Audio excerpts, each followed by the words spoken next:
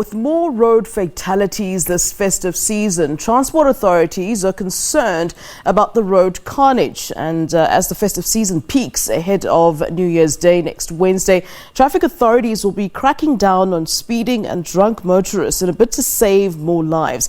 Joining us live from our Cape Town studios is Transport Minister Fikile Mbalula for the latest on the road fatalities. A very good afternoon to you, Minister. Thank you very much for joining us here on the agenda.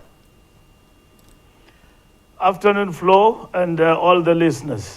As a start, what's been the biggest concern or rather problem on the road so far this festive season? I mean, every single year, your ministry will say, people shouldn't drink and drive and, the obvious things we should take care of on the roads. But still, people sort of tend to, get into the same habits that we're used to. What's been the biggest issue? Are people heeding the call to drive safely, not to drink and drive, etc., or is it really much of the same?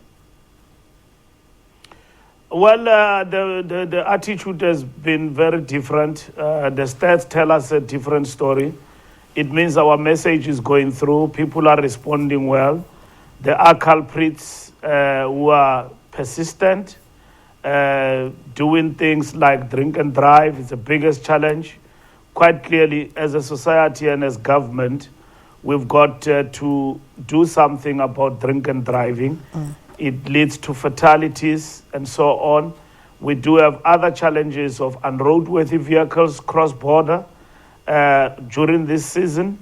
And we also have challenges of drunk pedestrians. I mean, the large number of fatalities in terms of the numbers of people who have died thus far is pedestrians. So it tells us a story about whether the message reaches out there for people to learn and to understand that they don't have to get drunk and get into the freeways or road and so on. They will get themselves into an accident of sorts. Yeah. I imagine, Minister, that you have the latest accidents stats with you since the start of the festive season. If you were to look at the stats this year in comparison to those of the previous year, what are we looking at when it comes to, in terms of how we're faring when it comes to fatalities?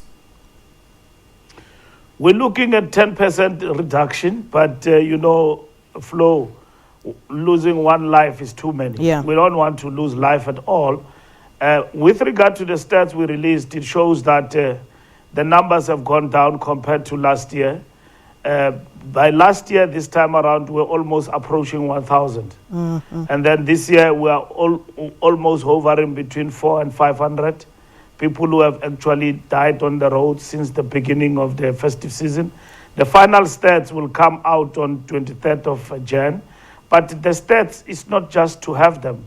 It's for us to analyze what causes fatalities and carnage on the road and what measures are we putting in place going forward in terms of undermining the killing of people, road crashes, and so on. We do have accidents all around, but losing life is something else. And we are blessed that up until now, we have not, witnessed a major, fatality on our roads. And I think those who are responsible for carrying loads and loads of people have got to be responsible at this time because they take many trips. They've got to deal with the question of being tired on the road and all other things that come with long and distant driving. And unroadworthy vehicles, drunken driving, continues to be our challenges, but we've got an appointment with all of this, and in analyzing the stats when we're done going forward, we're looking at ensuring that we win this particular war of road carnage on our roads. Yeah, you spoke about the fact that you're very concerned about the drinking and driving on the roads. And of course, as we head to New Year's Day and those celebrations that come with it on New Year's Day, and we know that people will be, of course, partaking in drinking. You say that measures will be put in place and you will be analyzing the stats. But as we head to Wednesday, which is New Year's Eve, what can we expect on the roads in terms of your ministry ministry putting in those measures in place for those who, of course, will be drinking and will planning to drink and drive, that is?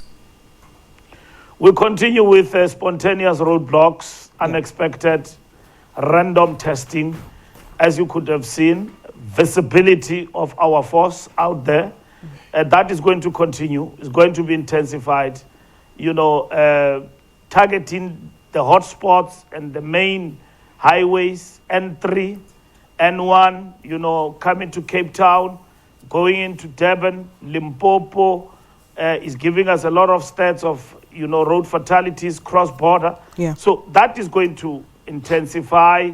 We're going to maintain 24/7 visibility.